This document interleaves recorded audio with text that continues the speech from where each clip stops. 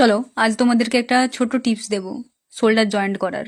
আমরা সাধারণত shoulder joint করলে এইভাবে করে দিই নর্মালি, ওপর দিকটা দেখা যায় বা ওপর দিকে সুতো বেরিয়ে যায়, ইন্টারলক করতে হয় শোল্ডারের ওখানটা। বাট এটা করলে ইন্টারলকও করতে হবে না, এক দিকটার লাইনিং বের করে রাখবে ঠিক এইভাবে আমি যেমন রেখেছি। তারপর প্রথমে এটা সেলাই করে নেবে, এই যে লাইনিংটা বের করিয়ে রাখবে এক দিকটা, যে কোনো এক দিকটা, পেছনের পার্টটা কিংবা সামনের পার্টটা। তারপর এইভাবে সেলাই করে নেবে, একটা কি দুটো সেলাই করে নেবে এইভাবে।